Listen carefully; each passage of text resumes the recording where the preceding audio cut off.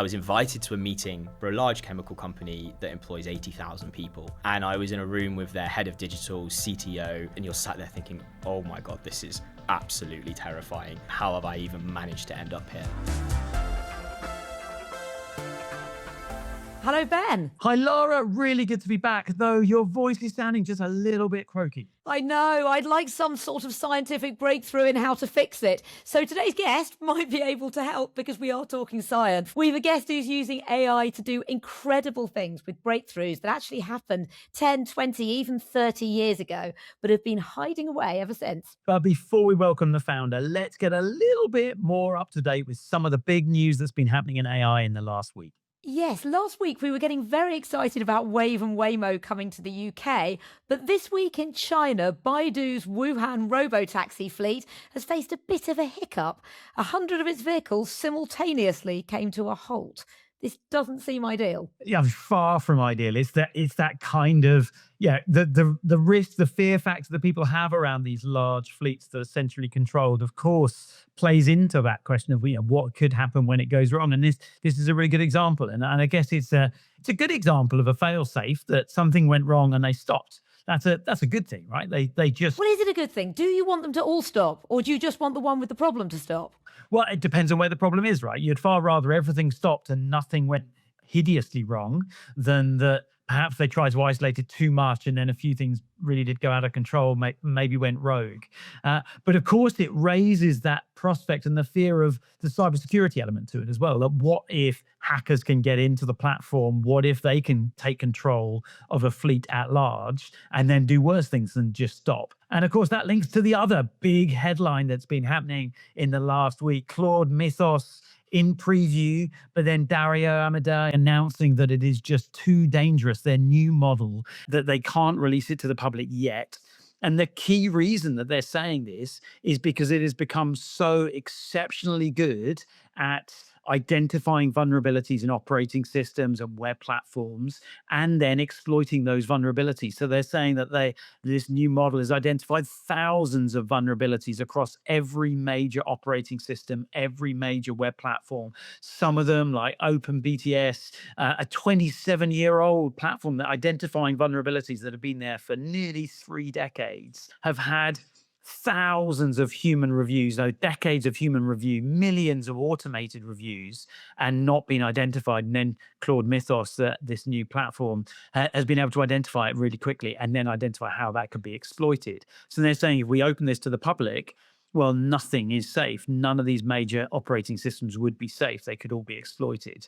And of course, that is a huge challenge and can potentially upends the cybersecurity industry and really challenges how do we make all of our systems safe in a world where AI can become so proficient at identifying those vulnerabilities. And where do we go from here? Because we can't reverse the clock. They know this is possible. They know those vulnerabilities exist. So how do we resolve this?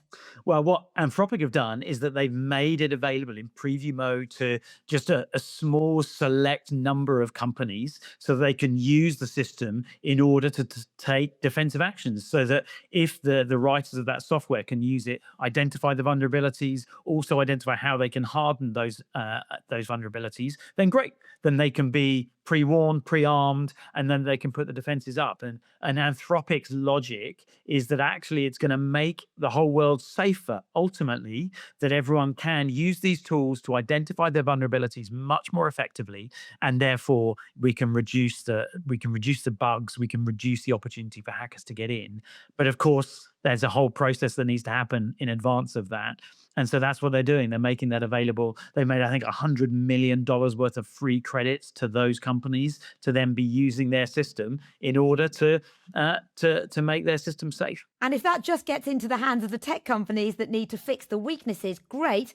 But the issue is, if it gets into the wrong hands, what could actually be done? Yeah, and of course, that's the more skeptical, cynical view on what Anthropic's doing. Is on one level, they're saying, look, we're being really responsible. On another level, people are saying, brilliant PR stunt. What they're saying is their platform's so much better than every other platform, it couldn't be released. So obviously, they're more advanced. But also, that almost like a ransomware attack, they're saying to every tech company, you need to use our tech, which, by the way, is very expensive, in order to identify your vulnerabilities before it gets into the hands of the bad actors, and then you're going to suffer the consequences. So, of course, there's that skeptical view that's saying, well, they're just pushing everyone to have to use Claude's models in order to protect themselves. And we'll see how that plays out.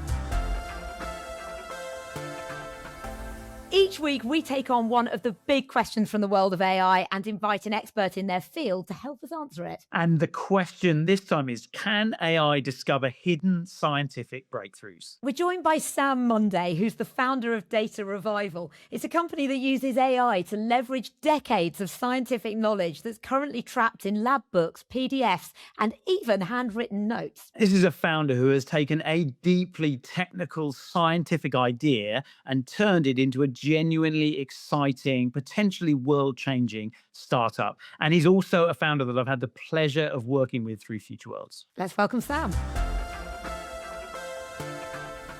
Really good to have you on the podcast, Sam. So tell us a little bit more detail about what Data Revival is. Data Revival exists to help chemical and pharmaceutical companies use their unstructured R&D knowledge more effectively. So what does that mean? That means that they create incredible science every day that they will record into specific types of document. And the problem is that those documents, they don't play nicely with modern digital ways of working. So this could be training your latest large language model. It could be populating a database. It could be just allowing your colleagues to see the work that you've done in a more efficient manner. And so Data Revival can take that handwritten lab notebook. It can take that digital patent. It can take the molecules that have been recorded in the work that the scientists have done, and it can turn them into that digital asset that these companies can just use in all of their digital discovery processes. So for people who aren't chemists, who aren't scientists, tell me what a lab notebook is and what a scientist would be putting into that notebook. A lab notebook is a record of the work that the scientist has done that day. So they will turn up and they will need to do an experiment in the lab, and they will put some pots and potions together, and they will have to say, we put A and B and it made C, and then they've got to take C away and actually find out what they really made using some fancy technology, and they will then draw what those molecules are, maybe in their lab notebook, or they will put it into a digital file, and then they will write, this is what we did, this is what we understood to have happened, this is what we saw happened. And if we can capture that type of knowledge and we can enrich it with information that's being put out in the academic literature or in the patent space, we can actually create a digital record of chemistry that can really accelerate these companies' pushes into Gen AI, into using machine learning to get new products to market faster. What specifically is this information that we're missing? Is it drugs that we could be using? Is it understanding disease? What exactly is meaningful about this information that's missing? So I had a chat with one of the people we work with a few weeks ago, and they were giving us some of their old documents. And he said, I was just flicking through them. And he actually found some reactions and some experiments that had been done 40 years ago that they'd actually just spent about 3 months doing in the lab, repeating. So that's one side of the value. What were the experiments? What sort of things are we talking about? These were for materials. So these are materials that are going into Airbus, increasing the survivability in the case of a fire in Airbuses. Some of our other clients, they work in semiconductors. And so what we're helping them do is train almost that large language model agent that can sit with their scientists and say, hey, don't use that solvent. We know that there's a better solvent to use. And so what does that do? It increases the success rate of experiments in the lab, means that these sort of materials, semiconductors, get to market faster. And indeed, because it's sort of chemistry, biochem that we work on, there is the drug angle as well. So some of the people that we're working with are developing drugs for Alzheimer's.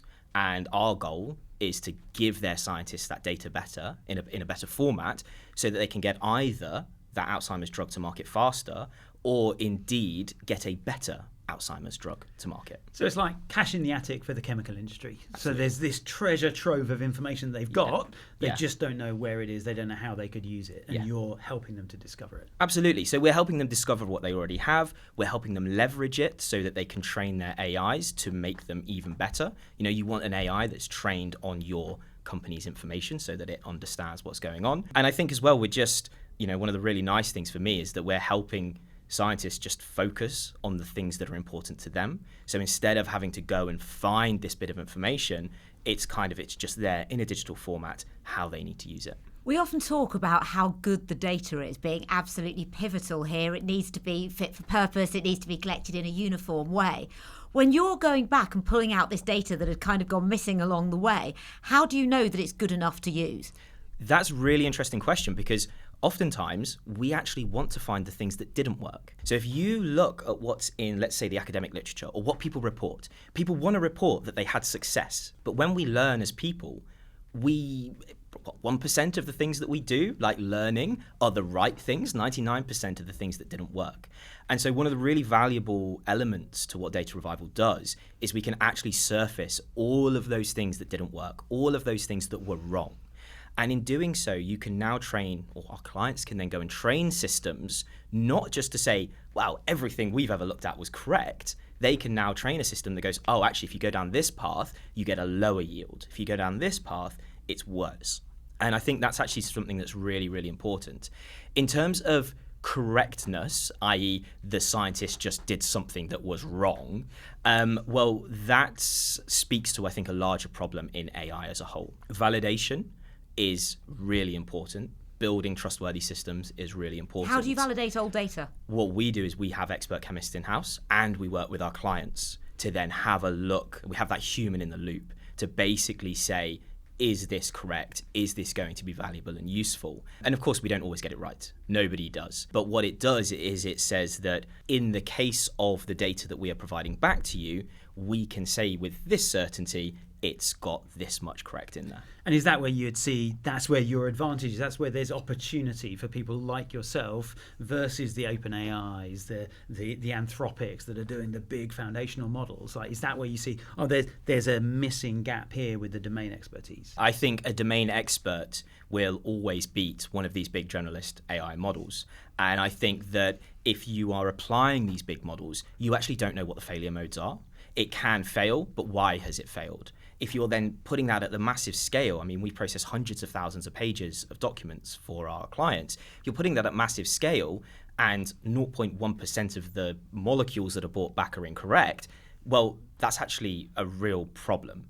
And so we can actually say, what are the failure modes? We can say, what region of chemistry is it failing in?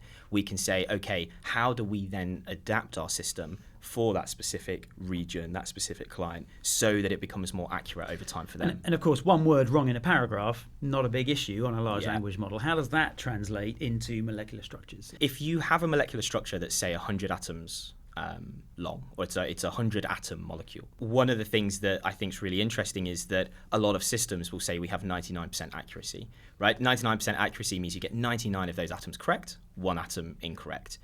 The difference between those two molecules is one is a cure for cancer, one is a brown sludge in the lab. In fact, a really great and true example is one is a really important material in cement, one is an explosive compound. Okay, so when we talk about accuracy, 99% accuracy for a molecule, it's actually not good enough, right?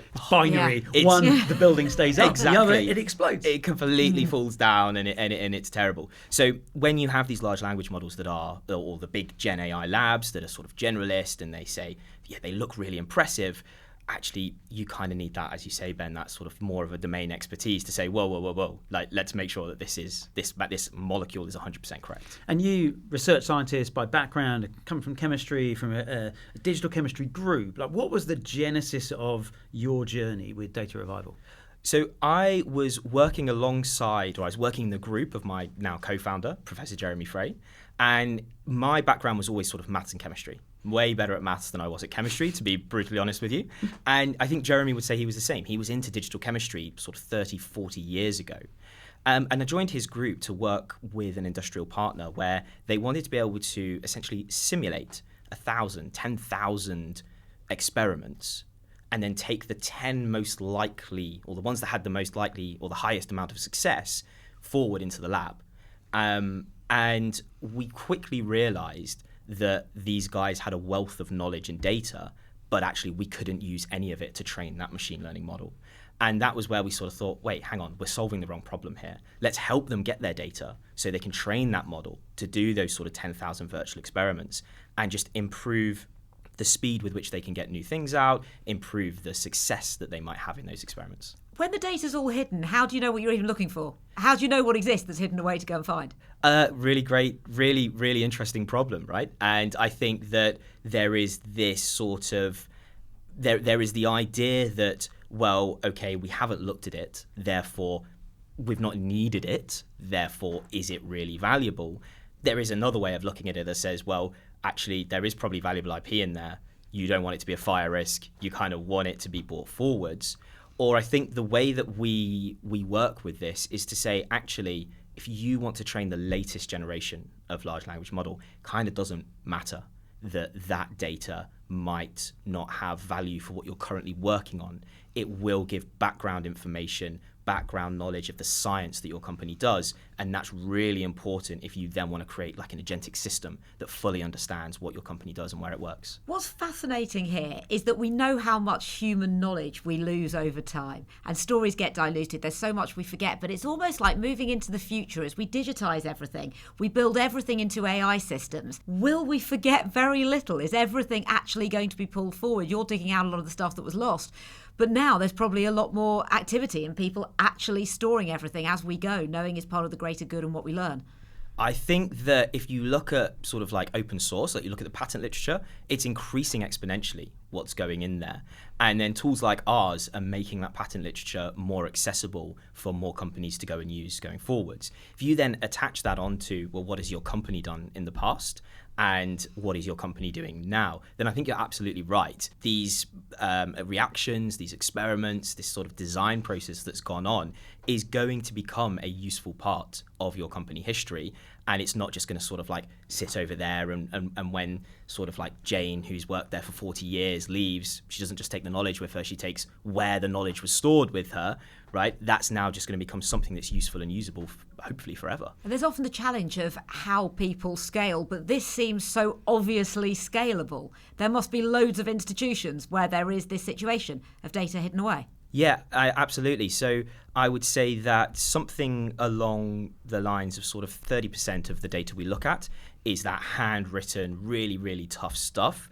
And people, when we go and work with them, there's always that first box that comes, right? There's always a first box that comes out and they're like, yeah, that's everything that we've got. And then a week later, a couple more boxes appear. And then before you know it, there's sort of 7,000 lab notebooks, which is like 3,500 chemist years worth of knowledge has suddenly just found its way into the system.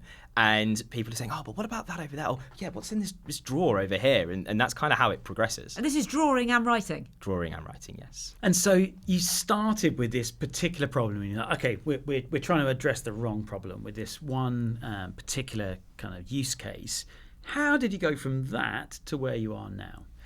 We developed the first iteration of what we did, which was pretty rubbish, to be brutally honest with you, okay, whilst we were working on that first problem. And we sort of developed it to a point where it helped us solve the problem we were actually meant to be working on.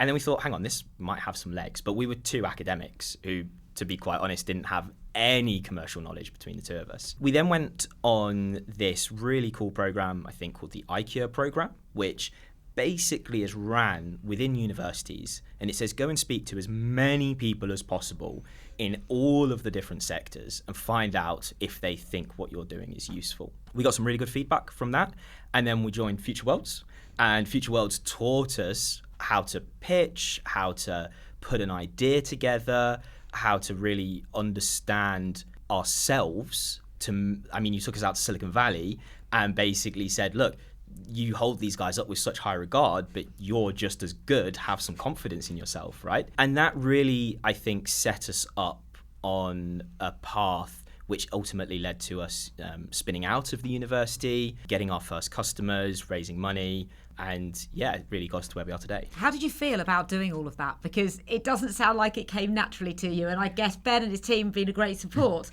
But how was it for you to do that? To be honest with you, I very rarely sit down and reflect on the decisions that have got us to where we are, because I think if you sometimes think too hard about that, it can make you a little bit apprehensive for the unknowns in the future. So really just took everything in my stride, had a really good supportive co-founder who was helping us to do that. And at the end of the day, it's the most fun thing that I think I've ever done. Really scary, right? Really scary, quite high stress. Work, weekends and evenings, like any founder will tell you. But I think that it has just been this whirlwind that I've let myself get caught up in, and wouldn't have been able to do that without fantastic support from everybody around us. But yeah, you can never sort of just sit there and think about it too much. And so I guess a lot of people who are perhaps in the position that you were in, research scientists, they're in labs, they're in research groups, and they're thinking that maybe they could do something, but fear or uncertainty or the unknown holds them back. Like, what are some of the things that perhaps were holding you back or would have held you back? I think there were two major things that would have held us back. One is literally just having the confidence to go out there and do it.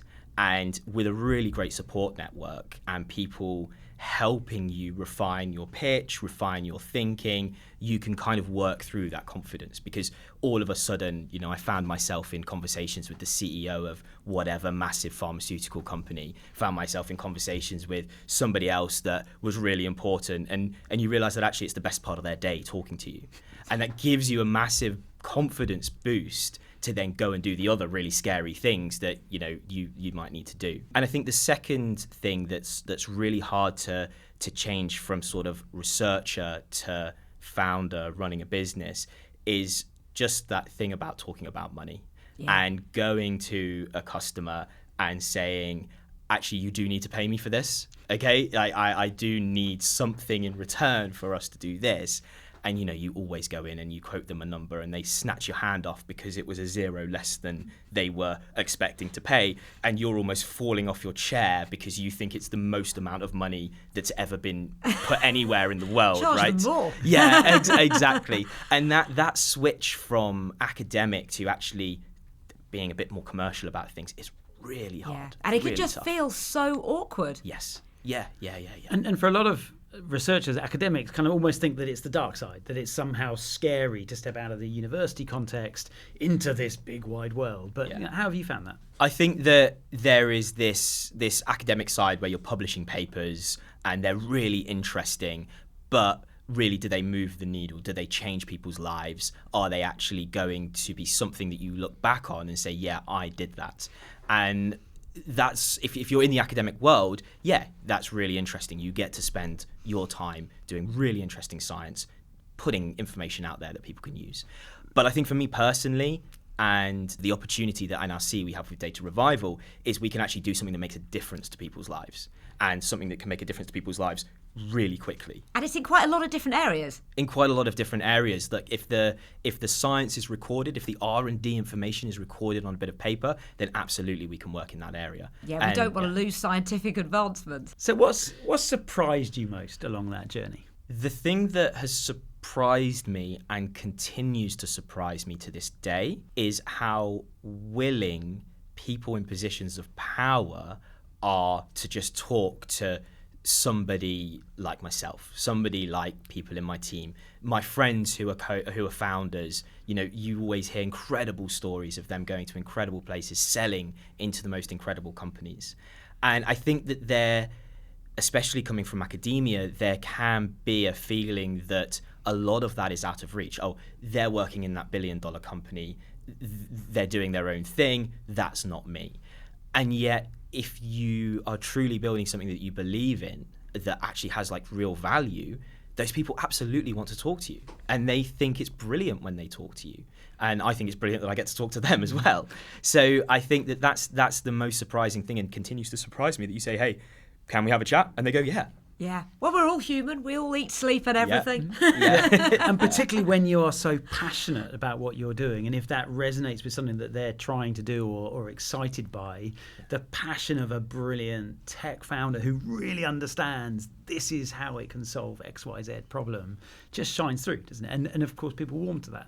I think it's absolutely correct. And if you're also solving a problem that they're having, they're even more excited to come and chat to you. Well, that's it. It's something that people are actually aware exists to some extent, but they also don't know where they're looking. So I suppose sort of vaguely knowing that there's stuff they could dig out is a starting point, and then they can dig further. When it comes to the actual technology and how it works, how does it all function? So we are a computer vision based company. So we design, develop, deploy AI models. Now, AI has been hijacked a little bit over the last sort of 5 years with large language models, agents now, and all of that good stuff. A lot of our models are the sort of the old form of AI. And there are a number of steps that will happen when a customer comes to us and sends us their data. The thing that our USP, the thing that we sort of trade on, is our ability to look at that image of a molecule and turn it into something digital for them to go and use. We then have technology that is able to contextualize that with information that might be written in the tables or in the text. And we have technology that understands that text, understands those tables. Can you cater for bad handwriting? We can absolutely cater for bad handwriting. How bad? Can I test it on mine? So one of sort of the highlights of this whole journey, I was invited to a meeting for a large chemical company that employs 80,000 people. And I was in a room with their head of digital, CTO, X, Y, and Z. And you're sat there thinking, oh my God, this is absolutely terrifying. I've got 2 hours with these guys' time. How have I even managed to end up here? And we were showing off some of our results. And all of a sudden, one of the people at the back went, whoa, go back. And it was his lab book from 30 years ago with his handwriting. How amazing. And he was like, I can't even read my handwriting from that time. This is brilliant. And so I'd been on the back foot a little bit in that conversation because they were like, but how will this scale to everybody's handwriting? And you have to say quite truthfully, well, it's not perfect because it's not perfect. Your handwriting, there always will be an element of error in that. But then having this person that's very, very high up in a global company go, whoa, I can't What even a read moment. that. When I was a junior in my 30s or whatever, Yeah. and I was writing that, I remember it, and it's those high moments, isn't it? When you're launching a startup, you get into these incredible situations that you would never have imagined you'd have been in, and sometimes these great breakthroughs, these big step forwards. Like, what are some of the highlights for you? I think that one of the highlights was when we were raising money. And we were talking to a number of different investors, and one of them said that I need to meet you before I'm going to commit any money. Fair enough. Yeah, that makes total sense. And he was actually down at Southampton Boat Show and said, I've got you a ticket. Come down. I'll meet you on the boat. So there I am on a Wednesday afternoon, random Wednesday afternoon. And when you say the boat, yeah, just any old boat? Well, this was a fully carbon racing speedboat that had just broken some record. I'm not quite sure what the record was, but it had just broken. Were you meeting him on the boat and then going at speed, or staying still on the boat? We were staying still on the boat, but that was really funny because very important, obviously, to the story.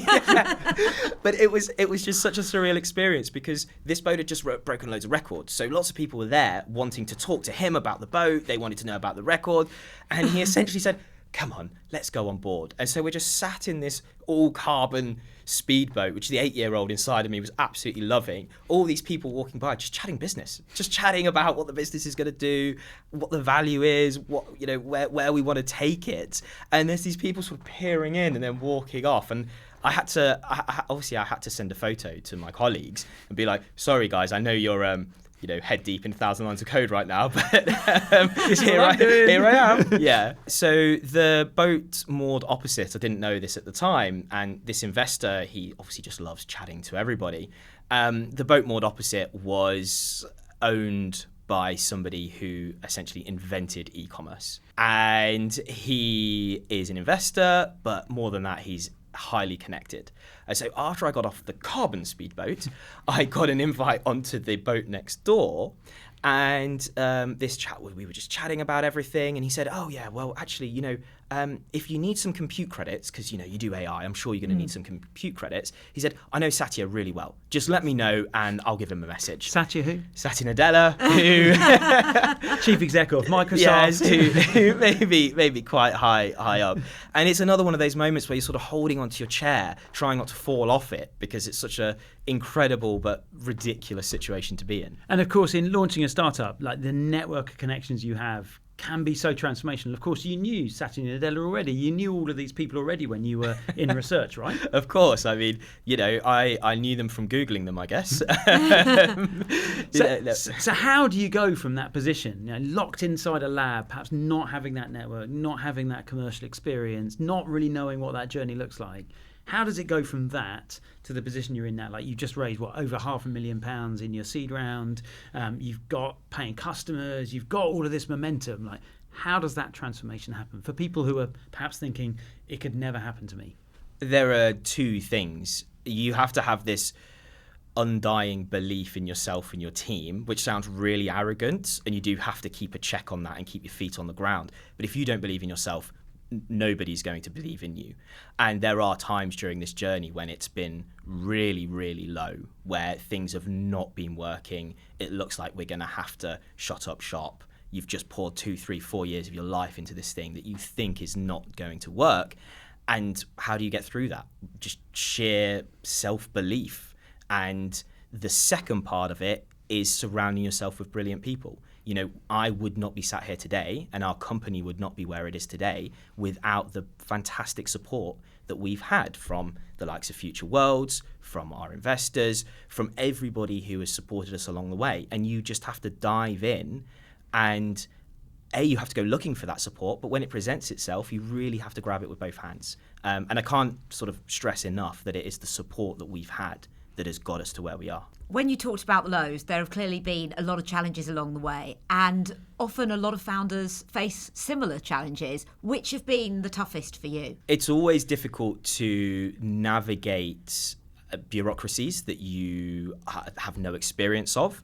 So it took us a little while to spin out of our university. But again, we had great support and we worked really well with the university to make that happen. Bureaucracies also exist, I guess, in terms of large companies. And I spoke earlier a little bit about we've got to ask them to pay us. You've actually got to find the right person to ask to pay you, and you've got to sort of take it on the chin when things might take 6 months when you want them to take 6 weeks. And so I think that it's a real challenge to understand who it is that you are working with, because they fundamentally have different experiences, come from different place.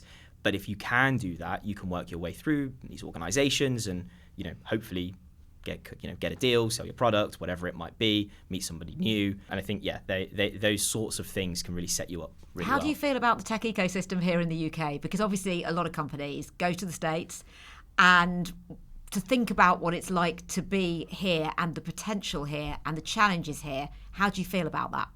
More positive than I did potentially a year ago. I always think that the States is the place to be. The amount of capital flowing around, the ethos that they have around all of this, it's just unbeatable. And I think that if I was to really sit down and think logically about this, why would we be in the UK? But then the reason I say that I feel much more positively now is when you look at the figures, London, Cambridge are bringing in so much capital. They're sort of second and third place almost, sort of, if you look at West Coast America and then into Europe and here. And I think some of the things that Innovate UK are doing now have really opened the door for growth of both small sort of startups and scale-ups going round. But I think the main reason, apart from all of the awful political stuff, I think the main reason you would want to be in the UK is the talent. I mean, I've come from a university background, and our first employee was a third-year undergrad, did an internship with us, and we just employed them immediately because they're brilliant, right? It's one of the smartest people I think I've ever met. And that's not just in our university, it's not just in our business. I talk to all of my friends that have startups, you look at all of these amazing businesses, the talent coming out of the UK is fundamentally incredible, especially when it comes to science. So I think it's a real positive of being here. So what have been some of your most challenging technical issues that you've had to overcome as part of this journey? The technology landscape is moving at 1,000,000 miles an hour. We are an AI company, and I cannot keep up with all of the new announcements that are coming out left, right, and centre. In terms of what data revival does, I think some of the biggest technical challenges have been creating a system that is adaptable to all these areas of chemistry. One of the things, as I said, that we trade on is our ability to turn images of molecules into their digital counterparts. If you don't particularly know chemistry, that sounds like, oh, you take a molecule, OCR, you can take a word, you can take any word and turn it into something. But they need to be 100% accurate. One atom incorrect, you've got an explosive instead of a useful product. Okay? Yeah, that really doesn't sound good. So does your system, sorry, this is probably going back to a slightly silly question, but I just want to make sense of it. Does your system have all known chemistry already built in? No, not at all. So it's been trained very widely on very disparate areas of chemistry. And then what it can do, and what's so clever about it, is it can then apply its learning into the area of chemistry that it's working on. The way that we have sort of engineered this and designed this is if a client comes to us and our system doesn't work in their area of chemistry, we've actually designed it so that it can move into that area and learn that area in sort of a very efficient manner. And that's really important when you're working with people's R&D archives, because obviously the whole point of core R&D IP is it's never been seen before. So actually we can sort of go in there and make the system work in that area of chemistry a little bit So it's better. not being used to train the model. This is all being kept by the company who are using the service for their purposes. So their findings and things they've learnt over the years aren't suddenly being exposed to everyone else. Absolutely. So the data that comes into our platform, if it is used to train a model, that model is only then deployed for that client. And we take data privacy really, really seriously. That training data, after it's been used, is sent back to the client or deleted. And the model that has been developed, that is completely sandboxed so that no other company may be able to use it. Because what have been some of the challenges that you found in convincing, whether it's companies or scientists within companies, that you can do something that's really valuable to them, that you can be trusted, or that the tech can be trusted with their data? In terms of trust and trustworthiness, that's an ongoing conversation. It never really goes away. What we do is we surface and enable you to leverage the knowledge and data that you have in order to go and do something with. So actually what people are really interested in is, have we done that to a degree of accuracy that satisfies their needs? And there are really currently, and this goes for the entire AI industry, there is really only two ways of doing that. One is you have an automated sort of machine learning score that you can attach. The problem with that is it's statistical. So you say, we were 95% correct. What does that mean in reality? So the other way of doing it is to just keep humans in the loop and work really closely with your customers to say, look, this is how our expert chemists have validated it. Send that over to them and we'll say to them, does this meet the criteria that's very, very specific for what you need to do? And we try and keep that as light as possible for them, because obviously we don't want the clients having to do way too much. But actually, if you're the one that's going to be using this, you kind of have a vested interest in it being correct and right. And so it's a very human level validation.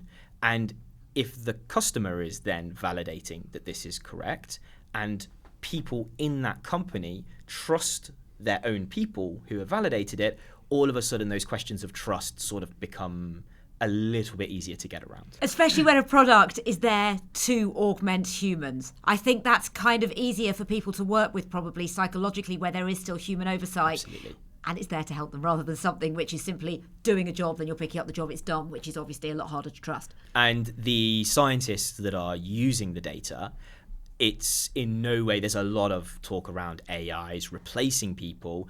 We're actually providing a data platform to enrich your life, right? The data has to be used by you as the person. And you as the person, you may have done that experiment. You may have created that data. So actually, when it comes to trusting it, you're sort of looking into stuff that you already fully understand and that you're fully comfortable with. And I think that goes a long way to helping them use it more effectively.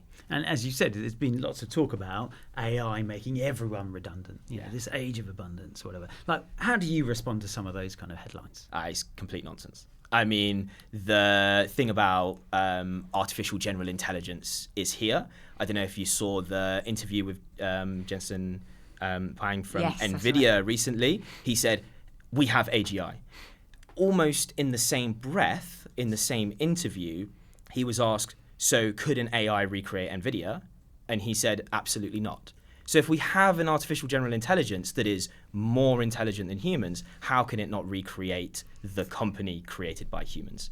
And so I think there's a huge amount of hype by this. Anyone that uses AI for scientific discovery, anyone that even asks it to write an essay, you'll see that it's created something plausible. It's created something that sounds like it is correct. Yeah. It has absolutely But it's no... 80 or 90% there on many things. Something you're an expert in, it takes you to a certain level. To me, that's part of the opportunity we have in the UK. You talked about the brilliant talent pool that you can recruit from coming out of universities. We're also renowned for being skeptics and perhaps cynical at times, and that can have a real weakness compared to the drink the Kool-Aid of Silicon Valley. But the weakness on the Silicon Valley side can be that they're so wrapped up in pursuing the singularity and, we're going to get to AGI, and that perhaps that can then push them down a route that leaves wide open an opportunity for some incredible developments. They're also in very different areas. enthusiastic about it, aren't they? It's unlike the fear. It's like, it's going to be great. It's going to be amazing. We're not just having UBI, we're having HBI. But that's the promise of all of this. And I think that the tools that we have available in AI at the moment, they've made our company 1,000 times more efficient. So they are absolutely brilliant. I think the question is, though, how intelligent do we need AI to be? For the likes of us, that's a very different question for the likes of Anthropic, because obviously they need their AI to be more intelligent than OpenAI. And there's a bit of an arms race going on there. But for us sat around this table, I think Opus 4.6 is pretty good. I mean, the pushback on that is I keep buying a new iPhone every year, and I don't need a 60 megapixel every year, camera. that's overkill. I don't need a 60 megapixel, but I'm going to keep buying the 70 megapixel and then the 80 megapixel camera, right? But I think there is a question in AGI is, well, at what point have these AI models become so useful that any sort of improvement in them for the common person is it's just like incremental gains. Yeah, exactly. and I think there is a question over definition of AGI as well. Absolutely. And this will forever be debated. I mean, there were some scientists who believed, there was a study recently that we'd passed the Turing test. Of course, that's not what is broadly believed. Yeah. But there are so many questions over what we expect and what's possible and what we want. And I guess what you're doing is so dependent on human work that was once done and pulling all of that back in. But moving forwards, I guess everything is already going to be there. It's already going to be digitised. We're going to have all of this together. But I like the idea of what your technology could do generally for everything. I mean, if we did some data revival on our lives, we look back at old photos, our old schoolwork, and we could kind of like learn lots about us. There's so much about the past that you feel could be kind of analysed here and brought back, go around museums with it. Absolutely. And I kind of just want to make a point there as well, that a lot of what our clients are putting into our system is new things as well. So as new things are being created, as new patents are coming out, as new bits of academic literature are coming out, that is actually going into the system. So it's enriching, or the past is enriching, or the future is enriching everything that you've done in both of those domains. And so what is it that excites you most? Looking ahead with what you're doing with data revival, what is it that gets you most excited? The opportunity to genuinely make a change, a positive change for the people that we work with. If we can help our clients in even a 0.1% way get a new Alzheimer's drug to market 0.1% faster, just think of the impact that that will have on people's lives. If we can help people invent that new material that helps improve fire safety, that has a massive impact on people's lives. And it sounds a little bit over the top, but it's a massive driver for me personally and for the whole team. This is genuinely so exciting because you just meet so many scientists who are so modest about things that they've done. And I know from interviewing people for TV that often they will just not be wanting to tell you that it's great or they've made the breakthrough. Yeah. And I'll be saying, what you've done's incredible. Sell it to us. Say it well on camera. And it may have been like that with what was in those lab books, that something amazing was found, yet they modestly just pushed away in a cupboard. And that's what we see time and time again from my vantage point in future worlds, that you have brilliant scientists and engineers across the country in our universities, as you said, Sam. And so often we just forget to shout about it, and we forget to tell them that they're brilliant and to encourage them that, you know what, you can go on this journey and you can change the world through what you're doing. It's just not the academic way to shout too much about the work that you're doing. You're doing really intelligent, useful, groundbreaking things, and the end goal is to write a paper and hope that somebody reads that paper. The end goal is to go out there and say how incredible it is. And I actually think, Ben, to your point, a lot of them might not realize how incredible what they're doing is, because they're in an institution full of really incredible people, all doing really incredible work. That's the thing. It's normalized, right? Yes. Being world leading in research in many labs across the country, that's normal. Yeah. And so therefore you take it for granted. Yeah. And sometimes you need someone to come in from the outside and say, no, that really is incredible. And wow, people outside, they desperately need that. And you have the solution that can change the world. And I think that last bit there, it's what's the bigger picture? What's the broader picture? The broader picture often in academia is, how does this inform my next paper? But if you've done something like some of the people that we know, invented something really cool in quantum, it actually could be, oh wait, no, that's a future $1 trillion industry that you've just created. Into. Yeah. And it's that sort of spark to say, yeah, you know what, you can do this. You talked about in Silicon Valley, you're standing shoulder to shoulder with people that perhaps you can put on a pedestal, and then actually you realise, I'm every bit as good as these guys. It's such a wake-up call. You're stood there with people that you've held up in such high regard, and it's not an arrogance thing. It's not I'm better than them. It's this absolute wake-up call where you suddenly go, oh wait, no, we are actually pretty good, aren't we? And we should lean into that and do something with it. What I've sometimes seen is scientists who can't believe their breakthroughs. And I've often asked them, when I've been filming with them and explaining a thing that they're doing, I'll say, how was it the moment that you found it worked? And I've had the same response from a few scientists where they say, I didn't believe it. I thought something must have gone wrong. I just couldn't believe it, because they were so used to all the times that you fail before something works. And I just found that really quite incredible. And then even when they'd had the breakthrough, it was not only like they didn't trust it had really happened, they were then scared to talk about it too enthusiastically. Absolutely, because maybe they're going to be ridiculed. Yeah, exactly. Yeah, people aren't going to trust it. And we see it on the transition from researcher to founder then, if they're like the Elizabeth Holmes effect, that people are thinking, I don't want to make the claim because, well, look how dreadful that was. And of course, there was all the fraud that's centered around that. But you kind of compare that to like the tragedy of the financial crisis and the number of bankers that have ruined economies by lying. It's like, I feel no sympathy for the investors that lost their money, but so many brilliant scientists or engineers who are then too afraid to say, I believe this is possible, I need this money to go and prove it, so I'm not telling you I've proven it already, but I need this money, and with this money I think we can prove this thing, and if we can prove this thing, wow, okay, then an incredible thing happens. And so often I see across the UK we're just too inhibited by that fear. But you proved this thing. The ethos of a scientist is to prove things wrong. In science, the goal is not to be wrong. The goal is to get the next best idea that will probably at some point be supplanted and superseded. And you're always trying to move the field on by saying, that's not quite right, this is where we go. And that's a very, very different psychology to then going out and actually selling something or creating something and saying, no, this is the one. This is the best thing that's out there, and you should totally use it. What did you find hardest on transitioning that mindset from that research mindset to that founder mindset? Exactly that, actually. I think the having the belief that somebody will find what we've created useful and valuable. When you are in the lab and you're doing an experiment and you're writing it up, who are you doing that for? You're doing that for your supervisor, your gran probably, and then you're doing it for the handful of people, if you're lucky, the thousands of people that may cite your work to just do better work than you.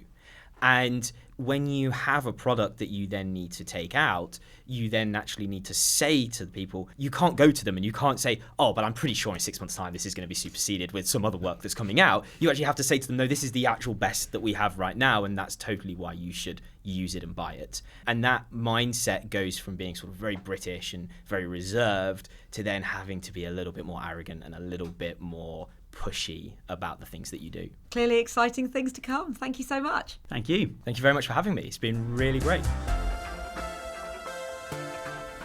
Just fantastic to hear from Sam about his journey from research to founding Data Revival. And it's a real reminder of the brilliance, the talent, the incredible resource that we have across universities here in the UK. And his journey of building the confidence along the way. I really like that. Yeah, we see it time and time again. You get these brilliant scientists, these brilliant engineers, these incredible researchers that are in world-leading labs. So they take for granted that that's just normal. Everyone can do that, can't they? And of course, you come in from the outside and you're like, no, this is phenomenal. Yeah, too much modesty. Yeah, exactly. And if only you could just translate that out and then turn it into something that then can be offered more broadly, wow, that really could make a difference. Yes, many lessons there that I think lots of potential founders could learn from. Yeah, but that's all from us for this episode. Of course, don't forget to like and subscribe, leave some comments in the chat. We'd love to answer your questions on the next episode. And that's it. We'll be back next week. Bye. Goodbye.